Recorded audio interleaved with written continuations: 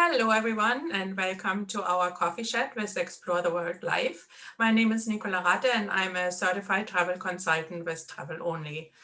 Joining me today is Christine Kelly from Princess Cruises. Welcome, Christine, and we are so very excited to have you here today and learn more about Princess Cruises and updates and new protocols. So yes, welcome, Christine. Hi, thank you very much for having us. We really do appreciate it.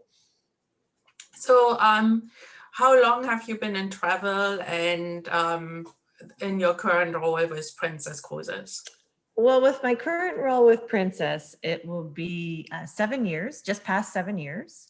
I'd like to say I've been in the industry since birth, because I think we've all traveled, I mean, my mother was very much into travel when I was a baby, and I was fortunate enough to go visit my family, which was in South America. So I spent time in Venezuela and Grenada and Trinidad, and then went to California several times, and then just started slowly going to other places in the world. So, but on an official business-wise level, I've been in the industry for about 18 years now.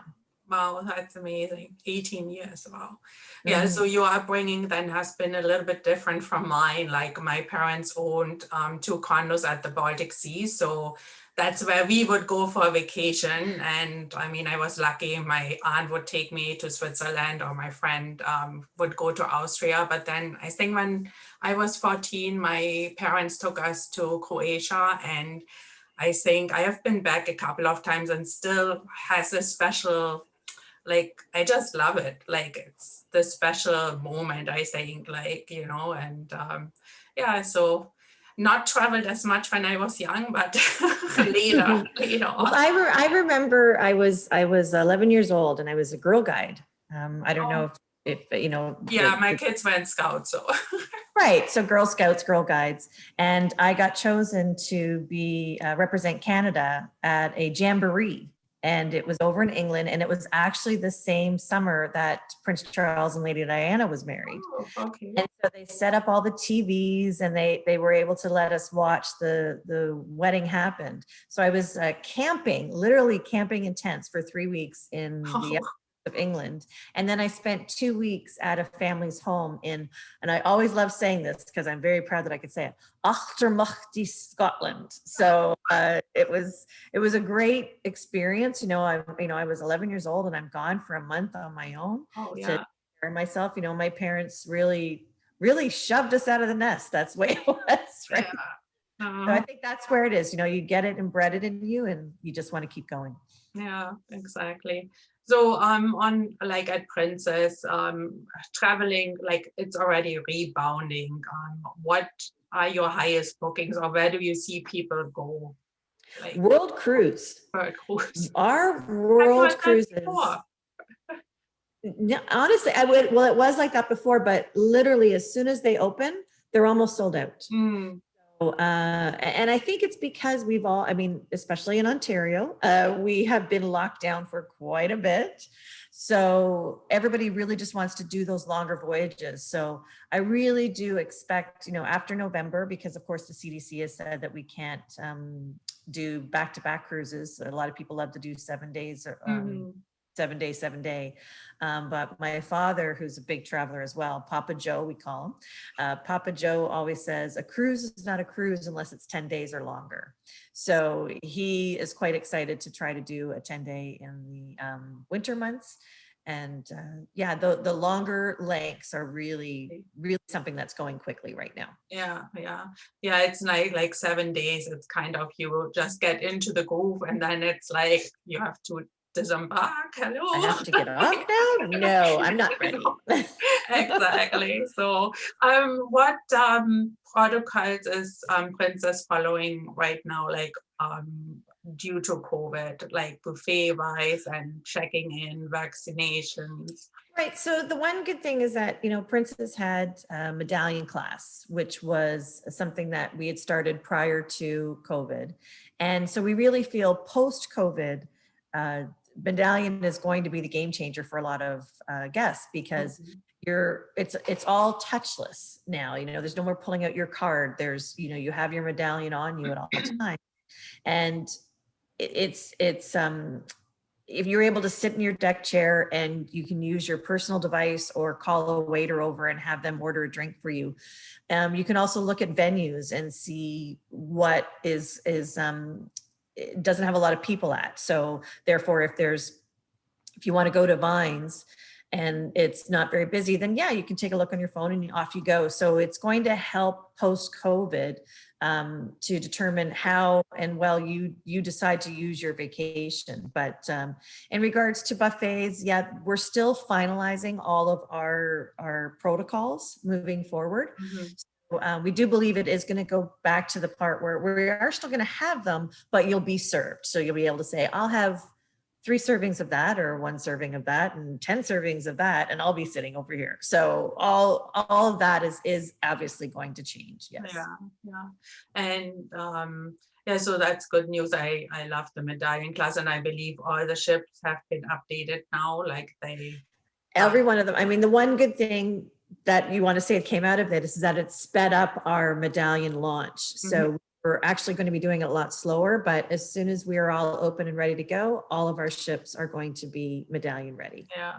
And of course, Princess is very well known for Alaska. And I think Princess used to have a ship all year round in Australia as well, right? So yeah.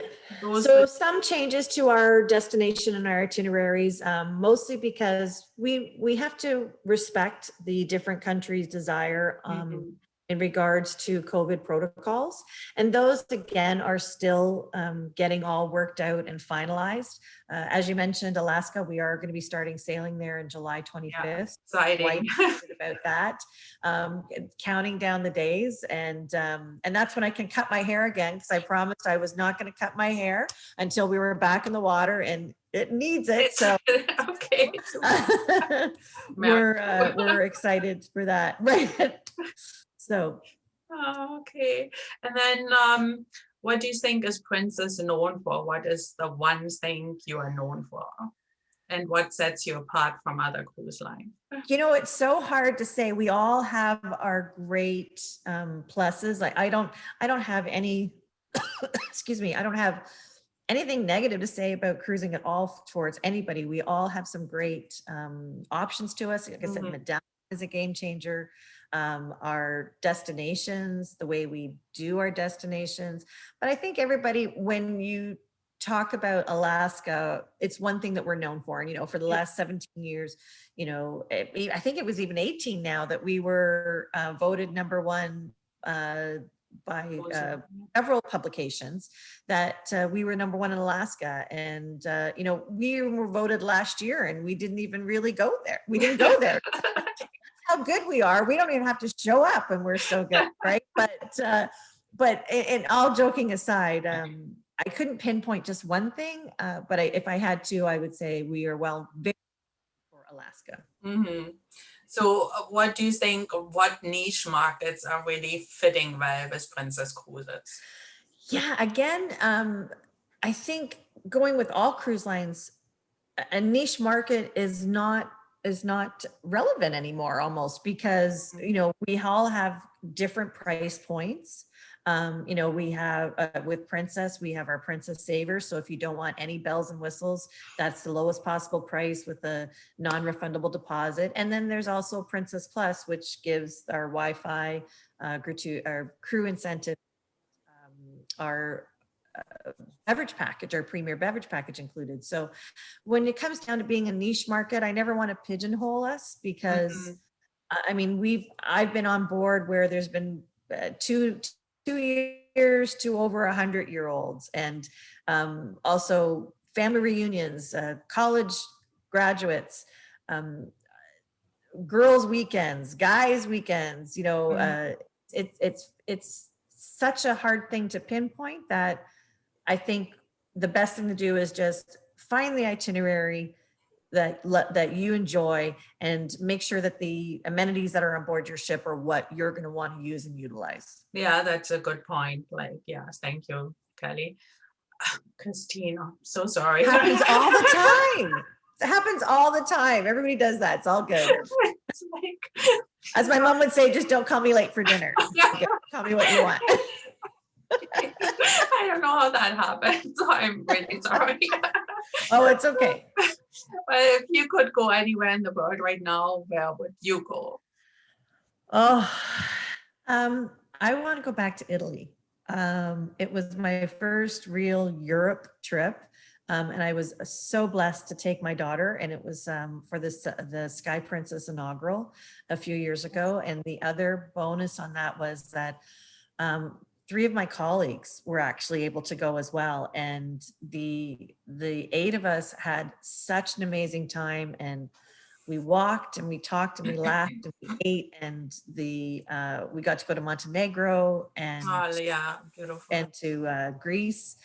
And it was a dream trip, and to do it with the people that I absolutely love and respect in the industry. It is a memory that we still to this day go, hey, remember this? And I'm drinking an Aperol Spritz, and I'm tearing up because I just love them, love my colleagues so much. And it was such an honor to be on Sky Princess and to enjoy such a great vacation. And my daughter almost said, oh, I'm going to go to school here. And I'm like, that's a little too far for me. You have to learn the language, but listen, I'm reminiscing about what a wonderful vacation it was. So yeah, I think that's all we can do right now, like until we can cruise again, and yes, just like book something so you have something to look forward to, so. Now I am looking forward to, I'm trying to get organized to get to do the Panama Canal, which is another cool, vacation yes. I have not done yet, and doing the new locks with us, a 10-day round trip Fort Lauderdale is what I'm planning, because I want to go see the sloths. Yeah, we did that, yeah, in Honduras, yeah, so that's a great experience too, yeah. Right. Well, thank you so much, Christine, for joining us today, and we are very happy that you were here and told us a little bit more about Princess. So thank you very much, and thank you everybody for listening, and we see you on our next coffee chat. Thank you. Bye. Bye.